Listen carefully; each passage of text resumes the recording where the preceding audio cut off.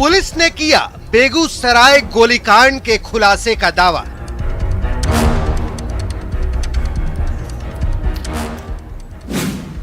Police की जांच theory पर उठे गहरे सवाल। अपराधियों के नामों को बदला और छिपाया जा रहा है।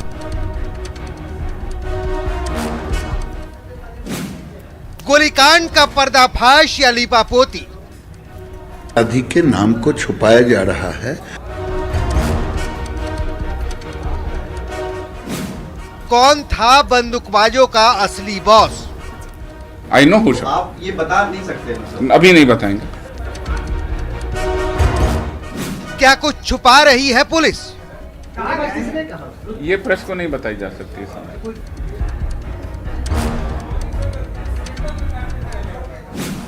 असली गुनहगारों को बचा रही है पुलिस।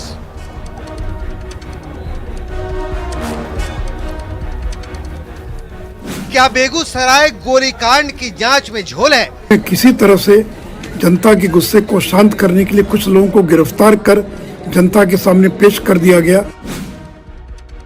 बेगूसराय गोलीकांड की जांच पर सबसे बड़ा खुलासा।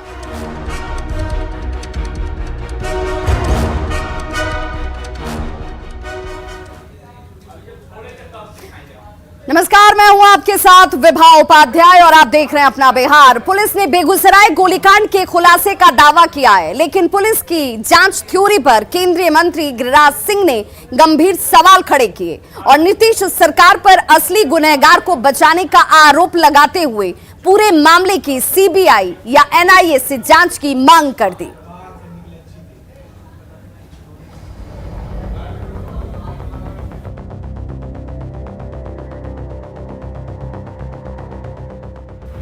क्या बेगूसराय गोलीकांड का पर्दाफाश हो गया? अपराधी के नाम को छुपाया जा रहा है। क्या बेगूसराय गोलीकांड की जांच में झोल है? आज गोलीकांड नहीं, ये एक आतंकी हमला था।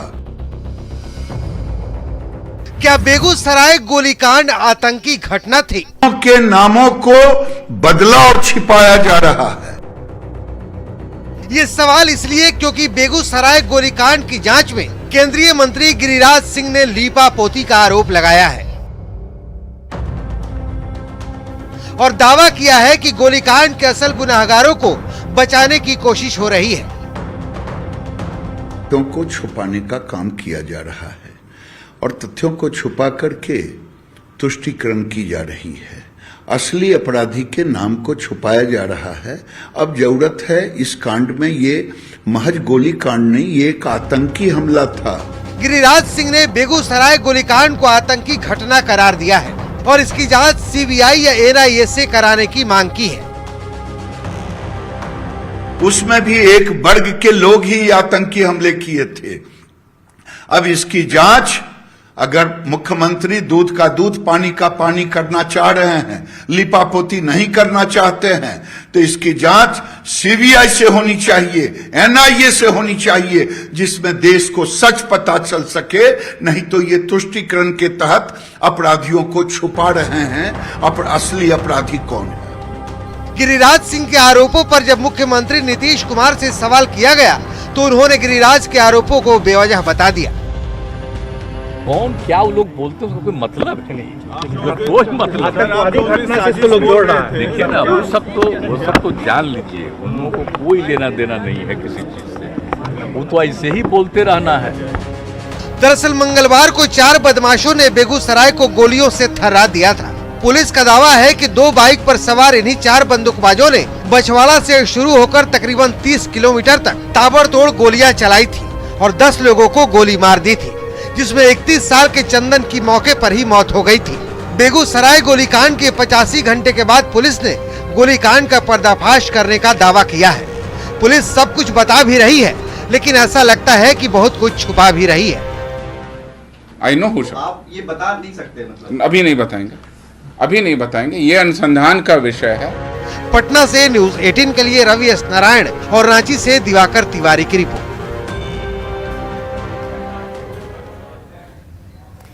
तो बेगूसराय शूटआउट पर जमकर सियासत हुई। सत्ता पक्ष और प्रतिपक्ष में सियासी घमासान इसे लेकर छिड़ा हुआ है। गोलीकांड पर सियासी समीकरणों को समझने की कोशिश करते हैं, क्योंकि गोलीकांड पर सियासत सीएम नीतीश कुमार के बयान के साथ ही शुरू हो चुकी थी।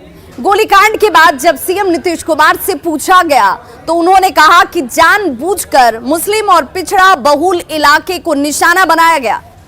सीएम ने जैसे ही ये बयान दिया उसके बाद सियासत करने का मौका गिरिराज सिंह को भी मिल गया। गिरिराज सिंह की तरफ से ये कहा गया कि आखिर इस तरह का बयान कैसे दिया गया, क्योंकि इन बयानों के बाद ही सियासत तूल पकड़ लेती है। गिरिराज सिंह की तरफ से कहा गया कि ये बयान ऐसे कैसे आए, तो मुख्यमंत्री का ये तर्क था इस बयान के पीछे कि जो लोगों की प्रतिक्रिया थी, लोगों की तरफ से जो चीजें सामने आई, उसके आधार पर ये बयान तात्कालिक तौर पर दिए गए थे।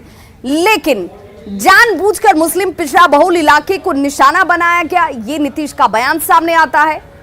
इलाज कराने के बजाय घायलों की जाति मुख्यमंत्री खोज रहे हैं। गिरिराज सिंह पलटवार करने में देर नहीं करते हैं, जबकि पुलिस का ये तर्क है, पुलिस की ये थ्योरी है। जब प्रेस कॉन्फ्रेंस किया गया तो ये कहा गया कि दहशत फैलाने के लिए इशारे पर फायरिंग की गई, लेकिन ये इशारा किसने दिया, इसके पीछे का मास्टरमाइंड कौन था, इसके पीछे की सोच या साजिश का मकसद क्या था, ये जवाब पुलिस देने में अब भी नाकाम ही है।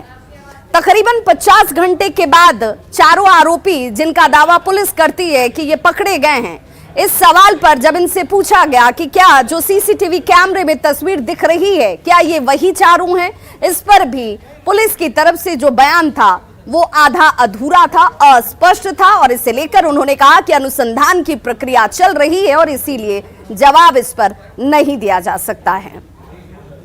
तो जानबूझकर मुस्लिम पिछड़ा बहुल इलाके को निशाना बनाने की बात मुख्यमंत्री की तरफ से कही गई, और जैसे ही सीएम नीतीश ने यह बयान दिया, केंद्रीय गृह मंत्री गिरिराज सिंह ने इसी पर सवाल उठा दिए। सीएम ने कह दिया, इस तरीके का बयान जब दिया, इलाके की अगर बात की जाए तो उस समय इलाके से उनको जैसी जानकारी मिली, उन्होंने उसके आधार पर बयान दिया। ये तर्क मुख्यमंत्री की तरफ से था।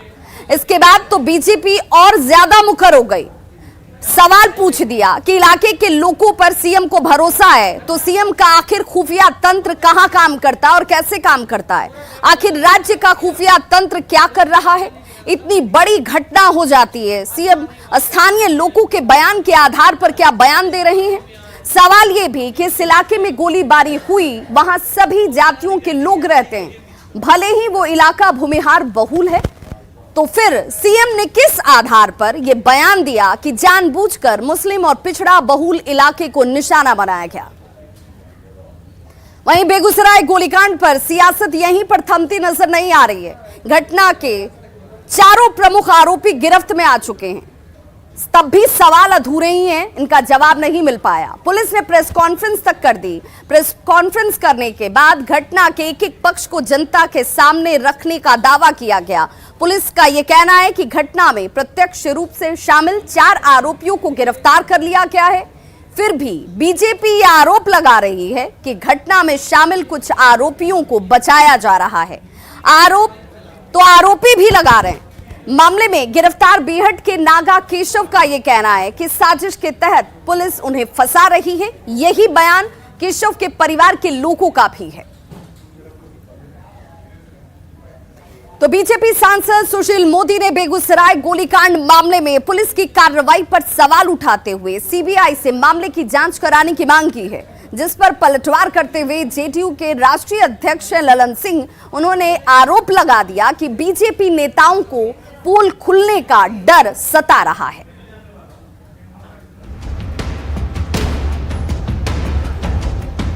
बेगूसराय गोलीकांड के खुलासे के बाद भी सियासी सवाल थमने का नाम नहीं ले रहे हैं। सवाल पुलिस की थ्योरी पर, सवाल गोलीकांड में हुई गिरफ्तारियों पर और सवाल सरकार के इरादे पर। यह सवाल उठाया है बीजेपी के नेताओं ने। मामले पर आज एसपी बेगूसराय और एडीजी मुख्यालय की जो प्रेस कॉन्फ्रेंस हुई है, उसमें भारी विरोधाभास, कॉन्ट्रडिक्शन दिखाई पड़ता है, अस्पष्टता है। ऐसा लगता है कि जल्दबाजी में किसी तरह से जनता के गुस्से को शांत करने के लिए कुछ लोगों को गिरफ्तार कर जनता के सामने पेश कर दिया गया ताकि मामला शांत हो जाए। बीजेपी सांसद सुशील मोदी ने पुलिस की थ्योरी पर सवाल उठाते हुए सीबीआई जांच की मांग की है। इस पूरे जांच से हम संतुष्ट नहीं हैं, इसलिए मांग करते कि इस पूरे मामले की जांच सीबीआई से कराई जाए। बीजेपी नेताओं के आरोपों पर जेडीयू के राष्ट्रीय अध्यक्ष ललन सिंह ने पलटवार किया है। ललन सिंह ने सुशील मोदी का जिक्र करते हुए ट्वीट किया है और लिखा है, सुशील जी, आपके वक्तव्य से स्पष्ट हो रहा है, सही अपराधियों के पकड़े जाने से आप लोगों को डर सता रहा है, कहीं पूरी साजिश बेनकाब न हो जाए, इसीलिए अपने तोता सीबीआई से जांच की मांग कर रहे हैं। चिंता मत करें, पुलिस प्रशासन पूरी निष्पक्षता से जांच कर रही है, साजिश का खुलासा होगा। दरअसल घटना के बाद पहली प्रतिक्रिया देते हुए राज्य के मुख्यमंत्री नीतीश कुमार ने घटना के पीछे साजिश का अंदेशा जताया था, जबकि बीजेपी के नेता लगातार तुष्टीकरण का आरोप लगाते आ रहे हैं। न्यूज 18 के लिए दिल्ली से अमितेश सिंह और पटना से आनंद अमृतराज की रिपोर्ट।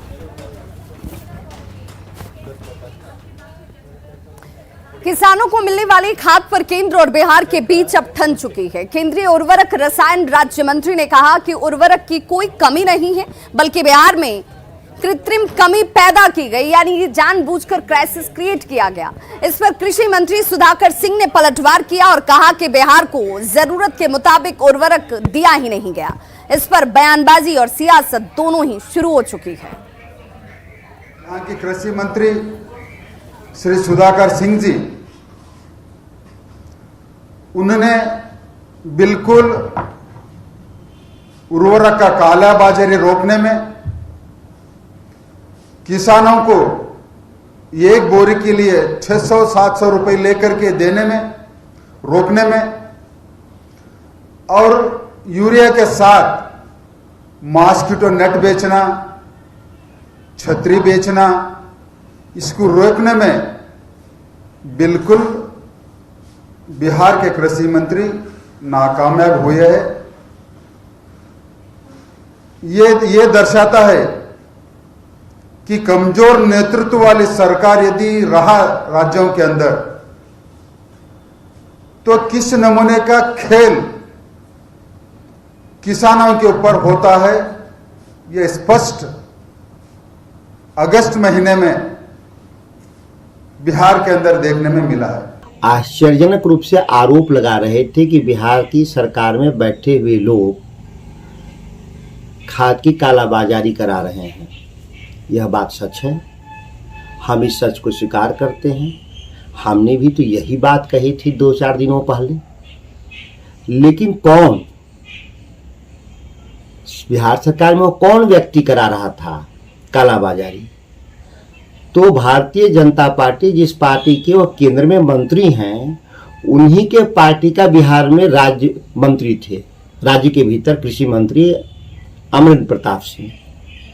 तो स्वीकार कर लिया भारत का मंत्री कि बिहार में जो उनके ही पार्टी का मंत्री था, वह चोरी करा रहा था, तस्करी करा रहा था। और हम 4 दिन पहले भी जब मैंने यही बयान दिया कि मेरे विभाग में चोरी बेईमानी हो रहा है, तो हंगामा बरप गया पूरे बिहार में। बिहार में जितनी आवश्यकता थी, उन आवश्यकताओं के अनुरूप आवंटन किया गया, लेकिन बिहार की सरकार ने माफियाओं के द्वारा, बिचौलियों के माध्यम से कृत्रिम तरीके से किल्लत करने का काम किया है। जिस समय बिहार को जरूरत थी, केंद्र ने खाद मुहैया नहीं कराया, और आज ये केंद्र की गलती के कारण बिहार के किसान परेशान हैं। और केंद्रीय उर्वरक राज्य मंत्री निराधार आरोप लगा करके किसानों के मसले पर राजनीति कर रहे हैं। रबी के सत्र में बिहार को उसके कोटे से 22% कम यूरिया दिया गया, और अब जब खरीफ का मौसम आया है तो 40% कम यूरिया बिहार को दिया जा रहा है। इसके तमाम प्रमाण मौजूद हैं। दरअसल दिक्कत क्या है कि इस देश के प्रधानमंत्री झूठ बोलते हैं, तो उनके साथ उनके तमाम मंत्री भी झूठ बोलते हैं। गोपालगंज के बलथरी चेकपोस्ट पर लाखों की जब्त शराब की बोतलों पर जेसीबी चलाई गई। हजारों लीटर देसी और विदेशी शराब की बोतलों को कानूनी प्रक्रिया के बाद जेसीबी का इस्तेमाल कर नष्ट कर दिया गया। पिछले अगस्त महीने में उत्पाद विभाग की तरफ से जो कार्रवाई की गई थी, उस कार्रवाई के तहत भारी मात्रा में शराब को जब्त किया गया और उन्हीं शराब को आज मजिस्ट्रेट की मौजूदगी में जेसीबी के जरिए नष्ट कर दिया गया। गड्ढा खोदकर शराब की खाली बोतलों को जमींदोज कर दिया गया है। साथ ही इस पूरी प्रक्रिया की वीडियोग्राफी कराई गई और इसे कोर्ट के साथ साथ डीएम को भी सौंपा गया। बिहार में शराबबंदी कानून लागू है। शराबबंदी कानून के तहत जब्त किए गए शराब की बोतलों पर इस वक्त जेसीबी चलाई जा रही है। हमारे सामने ये जेसीबी है और यूपी बिहार का जो बॉर्डर है, चेक पोस्ट है, वहाँ पर इस वक्त जो है शराब की बोतलों पर जेसीबी चलाई जा रही है और विनिष्टीकरण किया जा रहा है। जेसीबी चलाकर नष्ट किया जा रही है। लाखों की शराब है जिसे उत्पाद विभाग की ओर से जब्त किया गया था और इस वक्त जो है जेसीबी चलाकर उस शराब की बोतलों को नष्ट किया जा रहा है।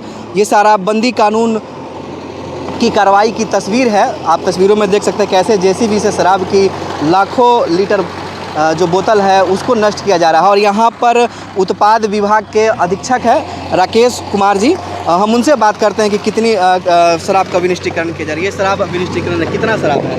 35 कांडों में लगभग 4600 लीटर शराब है, देसी विदेशी इसमें सब है, बियर भी है।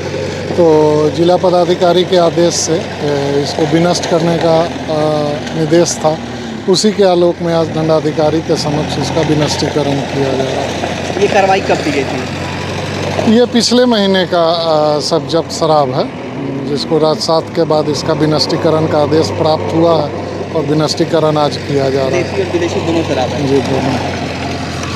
तो पिछले महीने अगस्त में कार्रवाई की गई थी। देसी और विदेशी दोनों शराब है, लाखों लीटर शराब है जिसे आज जो है जेसीबी से नष्ट किया जा रहा है। गोविंद कुमार, न्यूज 18, गोपालगंज।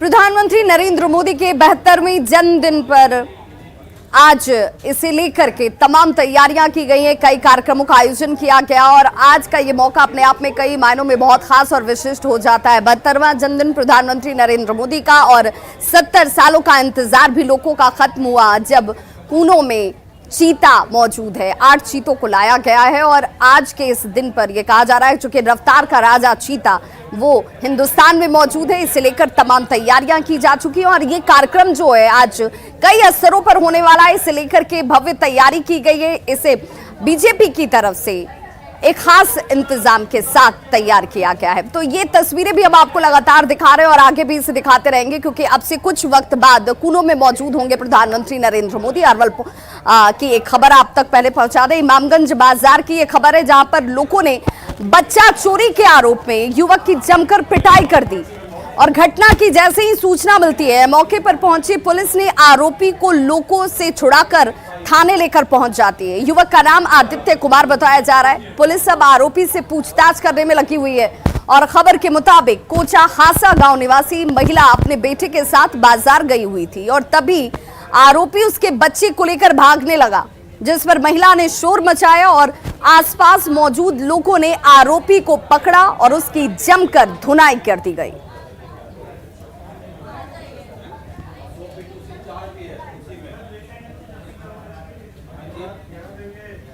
और बड़ी खबर दरभंगा से आ रही है जहां 50 लाख की रंगदारी मांगने के मामले में दरभंगा पुलिस को पहली बड़ी सफलता हाथ लगी है। मुजफ्फरपुर से रोशन कुमार को गिरफ्तार कर लिया गया है। रोशन ने ही खरीदी थी सिम, जिस सिम का इस्तेमाल करते हुए रंगदारी की डिमांड की गई। 50 लाख रुपए रंगदारी के तौर पर मांगे गए थे। पुलिस का यह दावा है अपराधी लाल बाबू सिंह को ये सिम दिया गया। जेल में लाल बाबू सिंह बंद है। दगड़ू सेठ ज्वेलर्स से ये रंगदारी की डिमांड की गई थी और अगर 50 लाख रुपए नहीं दिए गए तो जान से मारने की धमकी तक दगड़ू सेठ को दी गई थी, जिसके बाद उन्होंने अपनी जान और अपने परिवार की जान की सुरक्षा सुनिश्चित करने के लिए मुख्यमंत्री नीतीश कुमार तक से गुहार लगाई थी। पुलिस के सामने एक चुनौती इन लोगों को पकड़ने की भी थी। अब बड़ी सफलता और पहली सफलता हाथ लगी है जिसमें ये जानकारी मिल पाई है कि ये शख्स जो इस वक्त आपको टीवी स्क्रीन पर दिख रहा है, इस शख्स को गिरफ्त में लिया गया है। सिम, जिस सिम का इस्तेमाल किया गया उसकी बरामदगी हुई है। 50 लाख के रंगदारी मामले में ये बड़ा खुलासा। तो मुजफ्फरपुर से रोशन कुमार को गिरफ्तार कर लिया गया है। ये वो शख्स जो आपको इस वक्त नजर आ रहा है, ये रोशन कुमार, और रोशन ने ही सिम को खरीदा था और इस सिम को अपराधी लाल बाबू सिंह को दिया गया था और संवाददाता विपिन दास हमारे साथ इस वक्त ज्यादा जानकारी के साथ फोन लाइन पर जुड़ गए हैं। विपिन, क्या जानकारी मिल रही है? क्या इस शख्स की तरफ से जिसे सिम दिया गया उस बाबत क्या खुलासा, क्या जानकारी सामने लाई गई? जी बता दूं कि ये 50 लाख की जो रंगदारी मांगी गई है दगड़ू सेठ ज्वेलर्स के जो मालिक हैं संतोष लाड से, उसमें पहली कड़ी पुलिस ने जोड़ ली है। और ये रोशन जो है लाल बाबू सिंह, जो अपहरण के मामले में अभी भी दरभंगा जेल में बंद है, उसके यहाँ ये नौकर का काम करता था और इसी के द्वारा और इसी के नाम पर जो सिम है उस सिम का उपयोग किया गया है। लाड से मैसेज पे फोन का नंबर देके उसे जो 50 लाख रुपए अकाउंट पर मंगवाए गए हैं इसी नंबर पर पे फोन है। तो पहली कड़ी पुलिस ने जोड़ी है और इसी रोशन को गिरफ्तार किया है। अब लाल बाबू जो जेल में बंद है दरभंगा, रिमांड पर पुलिस लेगी और आगे की पूछताछ करेगी। जी और अब बात तो शराब की। जैसे शराब को लेकर बिहार में शराबबंदी लागू है, कानून और प्रावधान बने हैं, लेकिन शराब को लेकर पुलिस की लाख सख्ती के बावजूद शराब माफिया पुलिस की आंखों में धूल झोंक कर धड़ल्ले से अपना कारोबार कर रहे हैं। शराब माफिया बड़ी गाड़ियों की जगह छोटी छोटी गाड़ियों और लग्जरी कारों से शराब की ढुलाई कर रहे हैं। छपरा में उत्पाद विभाग की टीम ने 15 दिनों के भीतर 1 दर्जन से ज्यादा ऐसी गाड़ियों को पकड़ा जिनमें तहखाने बनाकर शराब की तस्करी की जा रही थी। मुफस्सिल थाना क्षेत्र के मैथवलिया के पास उत्पाद विभाग की टीम ने शराब लदी एक लग्जरी कार को पकड़ा है जिसमें करीब 2.5 लाख की शराब लोड की गई थी। शराब की ये खेप हरियाणा से खगड़िया जा रही थी। पुलिस की टीम ने इस मामले में एक शराब तस्कर विशाल कपूर को भी गिरफ्तार किया है। तो खबरों का सिलसिला लगातार जारी है। आप देखते रहिए न्यूज़ 18 बिहार झारखंड। यहां खबरों का सिलसिला कभी नहीं थमता।